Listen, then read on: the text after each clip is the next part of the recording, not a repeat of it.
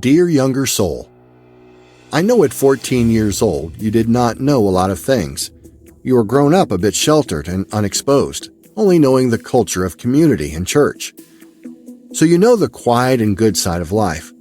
There was rarely any trauma in your life growing up, so you don't really know difficulty and hardship outside the occasional mouthing off at school and fights push that you showed no interest in.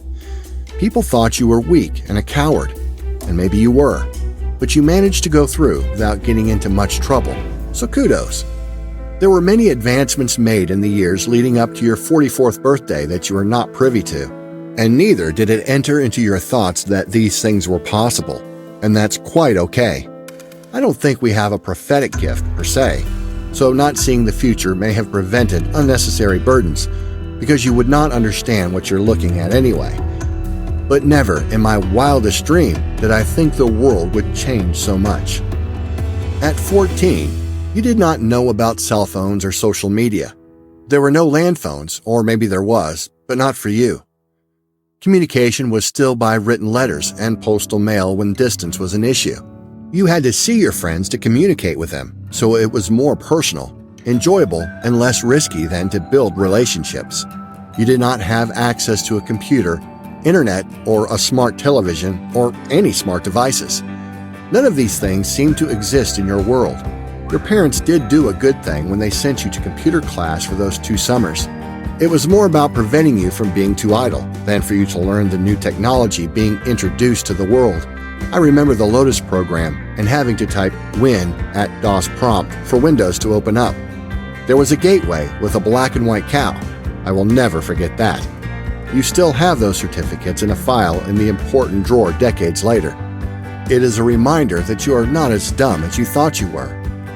There are things I know now that I wish you knew then, and I thought I would write you, since all human beings born in this world will pass by those teenage years, and maybe both of us can help them on their journey.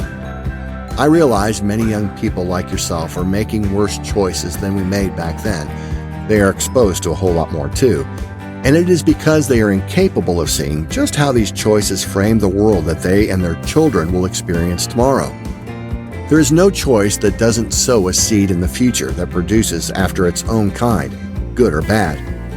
It is also our power to choose that grows our soul into maturity, and this is vitally important, as I will mention later on. At 14, you were still a virgin. You were yet to have your first girlfriend. As a matter of fact, you did not have a real girlfriend until your early 20s after going to church camp. I think avoiding relationships was more out of fear, or you just not being that comfortable with your own body. You were a bit fool as well. You would not know what to do with a woman because nobody taught you. You saw your father coming in drunk and beating your mother once. You saw your mom pull a knife on your father once. You saw a hard-working man going out every day to work, sometimes doing overtime, sometimes working on weekends. You worked hard, but you never really saw how a man treated a woman in terms of intimacy and emotions. So, when you did get a girlfriend, it was funny how that worked out. You didn't really know much about relationships, so it did not last as long as it could. You messed it up, actually, out of sheer ignorance, and it is one regret you had to learn to live with. There is more to that story, but another time. At 14, you didn't know much about the world. You left home to go to school, church, or shop. That was the sum total of your life. Occasionally, your papa took you to a company function where you had delicacies like roast doctor fish and turtle soup. He also took you on a few trips to Salt River. Those were good but uncomfortable moments as you were inherently shy growing up. The only other trips I can remember is going to the country or visiting your aunt in Kingston. People have more adventurous stories to tell about their teenage years, but not you. You did have fun in the community with the guys from the community. You played football, cricket outside your gate, built bush homes outside, played in the rain, sailed paper boats on running water after a good shower of rain, climbed trees, ran out into the streets with your little brother wearing only your underwear while it rained, and created forms and figures from mud. You used a makeshift noose made from coconut leaves to catch lizards, dropped big rocks on frogs, chased white chickens back into their coop when the sun went down, avoided scorpion bites, were bitten several times by wasps all over your face, and almost lost an eye to a jealous cock in trying to play hide-and-seek in a drum of water. Now that I look back, it all sounds like fun. Fun the generations after you going forward is not familiar with. Compared to your life, I think this generation of teenagers is boring. All they do is spend time on tablets and phones, and if the Wi-Fi ever stops working, they'll begin to lose their minds. Yes, Wi-Fi, internet, it's a big necessity now. Or the world would stop moving, or maybe cease to exist, it seems. I don't even know what Wi-Fi means, but Google knows. Yes, Google knows everything about everything. So constant library visits and pursuing pages of the Britannica Encyclopedia are a distant thing of the past. The emergence of smart technology has changed the world and how we interact with each other. If you took a walk in the airport now, you would notice that no one is looking at anyone much. From the toddler to the adult, everyone has their eyes buried in either a phone or a tablet. It is weird because the face-to-face interaction humanity once knew is waning into nothingness or non-existence. It becomes challenging to meet new friends or connect with strangers. No one seems interested in that anymore, at least not offline. Yes, the world is very different now than it was when you were 14. Very different. You would not believe how much change can happen in 30 years. So I figured the next 30 years will be substantially different as well. So let me tell you about the age that we are now. In addition to what I have already mentioned, the world is experiencing a global pandemic as we speak that has caused countries globally to literally lock down.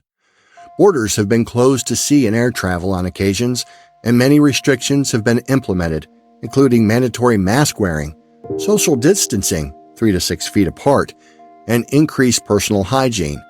Schools closed down for months, then began to implement online learning through platforms like Zoom and Google Classrooms. Some teachers had to resort to what's known as WhatsApp, which is a phone messaging service owned by Facebook and used by almost everyone who has a phone. Churches also closed down, but most governments allowed them to open up as long as they adhered to the protocols in place, because what is a society without a praying church? I am yet to see how effective our prayer is, because one thing to note, while the world changed, the church has seemingly remained the same. We still sing the same songs they did when you were going, read the same scriptures, preach the same message. Pretty much everything is the same. Which really brings me to the meat of the matter. The church, the body of Christ, had a greater responsibility than we have actually lived out for centuries. We were supposed to be the pioneers of new technologies released from heaven, leaders in our own rights, having positions in influential spheres of society, that is, political, scientific, technology, medicine. Instead, we were sold a doctrine to believe Jesus was coming any minute now that literally immobilized us from becoming active pursuers of excellence and positions of influence and change. We sat in church week after week, trying to get non-Christians to jump on board because the world was going to end. So, sadly, the world changed, but we did not. Unfortunately, this mentality was sold to you at a very young age, causing you to have no interest in healthy living, academic excellence, or becoming an agent of change in society. What would be the point if the world was ending anyway? On top of that, you were told very negative things that accompanied a bad report card that caused you to believe you were dumb, good for nothing, and not worth the earth you were walking on. That was also the doctrine of the church. How unworthy we are. Wretches, bastards, the scum of the earth, no good, etc. Which essentially meant that your belief system was predominantly God was in love with a piece of trash. Most people who grew up in the church lacked self-esteem and self-value. There was also no motivation, because all we saw in the future was doom, destruction, and the end of the world. Subsequently, having this mindset meant you didn't dream big or aspire to become much. You had no idea just how valuable and powerful you are because nobody told you. Life was about surviving and being ready for Jesus' return. You did not believe for a second that you would see your 30th birthday, so when you did, you felt like it just crept up on you, unawares. Suddenly, you were 35 and getting married. The shock and unpreparedness developed anxiety in your heart. Life was moving pretty fast all of a sudden, and you were getting old. Before you knew it, you were celebrating your 44th birthday, which is the year this book was written and published. Before you became the prominent writer, speaker, and publisher with little to no academic qualifications, I'm really tooting your horn here, you were a supermarket attendant, sander, mattress maker, construction worker, and a surveying draftsman. You worked with a drunk, a narcissist, an adulterer, and 2 money lovers who showed no interest in sharing their wealth with those who worked for them. By God's grace, you were able to start 2 online companies, one where you wrote and sold thousands of copies of your plays and skits to a global market. You had some help to get this off the ground, but once you did, it was your ticket out of the 9-to-5 environment. This also led to a spin-off company where you offered writing and self-publishing services to clients all over the world. You did well for yourself, considering the circumstances, but you had the potential for so much more. But you did not learn this until well into your 30s or early 40s. No one taught you what it truly means to be human, that nothing is really impossible. Yes, you heard it at church, but not many people lived it out as an example. People took loans to buy cars, a mortgage to buy houses, and student loans with a ridiculously high interest rate to go to school. The God who parted the Red Seas and healed people and raised people from the dead was not a living example in your life. Knowing what I know now, I would tell you to take school seriously, to beg your parents to help you go to college, and get a career that would help humanity, not something that is popular with the highest hiring rate and potential to make more money. Money is not as important as what money can do. So, my 14-year-old soul, stay in church, but question everything. Learn to think for yourself, study for yourself, and draw your own conclusions of life and truth. Ask God to help you and trust the help He sends. That spiritual being who sat on your bed during your darkest days was not a demon. You kept your eyes closed and wished it would leave. It was sent to help you, but you had no idea how to engage with the unseen world. You were actually taught that anything spiritual was a demon. So when a presence walked into a room and the hair on your body stood up, you automatically thought it was a demon. It was not. The God you knew then was full of wrath, judgmental, unloving, and quick to send people to hell for the simplest of things. For example, body piercings, tattoos, missing church, and being inappropriately dressed. Here is a scripture I want you to pay special attention to. But you have come to Mount Zion and to the city of the living God, the heavenly Jerusalem, to an innumerable company of angels, to the general assembly and church of the firstborn who are registered in heaven, to God the judge of all, to the spirits of just men made perfect, to Jesus the mediator of the new covenant, and to the blood of sprinkling that speaks better things than that of Abel. Hebrews 12:22-24. This is the glorious company in which you have found yourself. Learn to engage with it. God will help you. By the way, the God you met in your 30s was very different from the church God. He is far more relatable, loving, compassionate, and has a vested interest in even the smallest detail of your life. I wish you knew him then. His goal is not to end the world, but to save it, and he wants to do it in partnership with you. So the world is not coming to an end. As a matter of fact, your chosen religion will try to convince you that Christianity is about getting into heaven. It is not. The moment you say yes to Jesus, you are already there. And raised us up together and made us sit together in the heavenly places in Christ Jesus. Ephesians 2:6. You are there, seated with Christ in heavenly places. Your duty is to learn how to live from there to here because you were actually sent here for a purpose. Yes, you existed in heaven in spirit form, in the mind of God before you came here, which means before getting saved at 17, you were counted among God's prodigal sons. You needed to find your way home, and you did. You just never quite grasped what that truly meant. So it took you a while to come into the things I'm sharing with you now. You struggled with prayer all your Christian life. It's not because you did not want to pray, but you have always desired authenticity. So when it seemed like prayer was just you talking to the wind, your mind would not let you pray.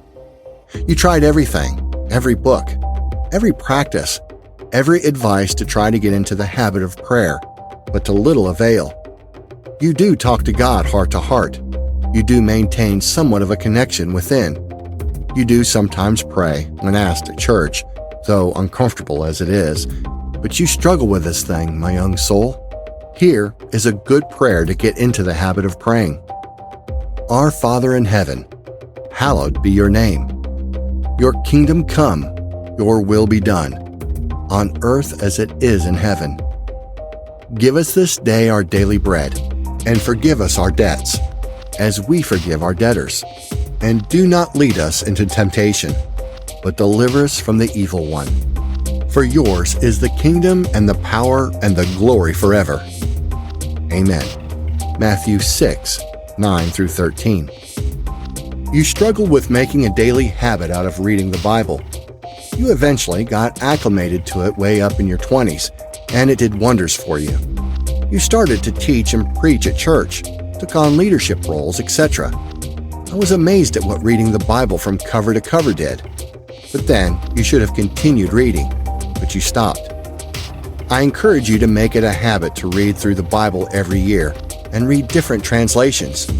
You don't have to understand what you read, so don't pause too much trying to figure it out. Just read. Your new soul is far more intellectual and able to absorb high levels of communication, information, and mystery than you realize. Your duty is to just read. Just read. At some point in your life, you will notice that there is a disparity between the biblical narrative in your life. It's going to throw you into a quandary because you believe your life pursuing God should read like the biblical text, but it doesn't. It is way different. But is it really? You eventually spent time studying Genesis 1 through 3 and realized that in our fallen state, the presence of God and God Himself still pursues us. We are the ones hiding and trying to cover ourselves. So heaven interacts with us daily, and it has nothing to do with qualifying for God's visitation. Every human being is automatically qualified for God to visit them, and He does. Well, at least the host of heaven does. Life is very interesting if you learn to hear and see. It is not about what you see with your physical eyes either. It goes much deeper than that. The ignorance of the previous generations may have shut down our capacity to see as children because we played with imaginary friends and saw things that they could not see. There were beings that woke my mother up when I was crying as a baby. My father had his own set of stories to tell, but for them, it was all demons.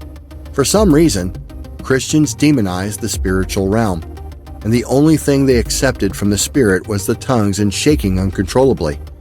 So we were taught to shut out the spiritual dimension to our own detriment. It became an uphill journey to regain access with the clarity I believe we should have. But I know you are depending on me to do it, so I will not give up.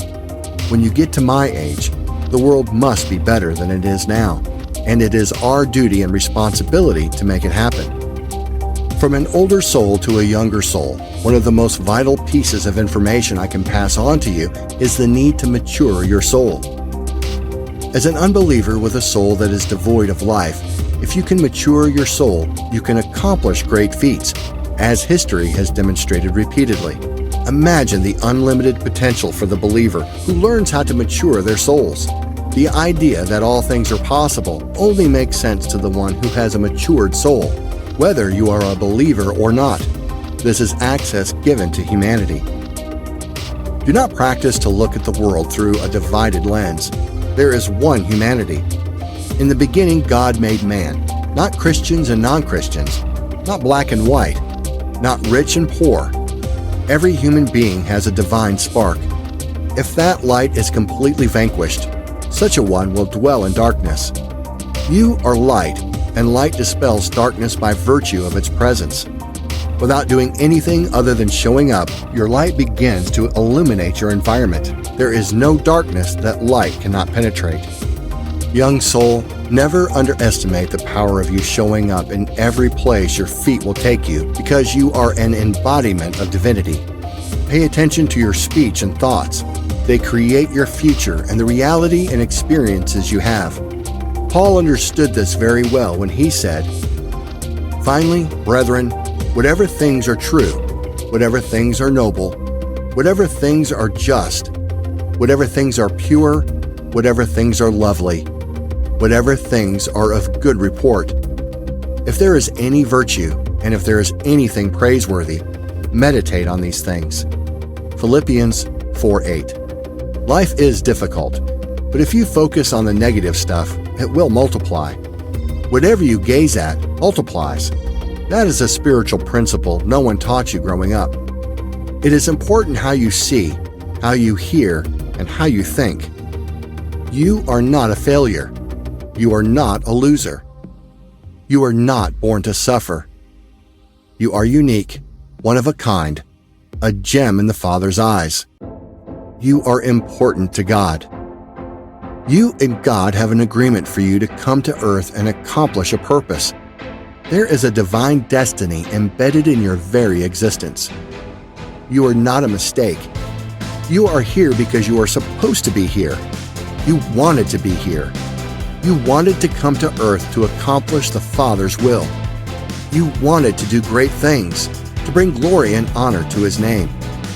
It doesn't matter what people think about you. Consider their thoughts and what they say as reference only. Learn to absorb what is good and beneficial and discard the rest like the garbage that it is. God's eyes are always on you. His presence is always with you. You are in great and glorious company. Even saints who have already passed on are aligning with you so you can accomplish your purpose.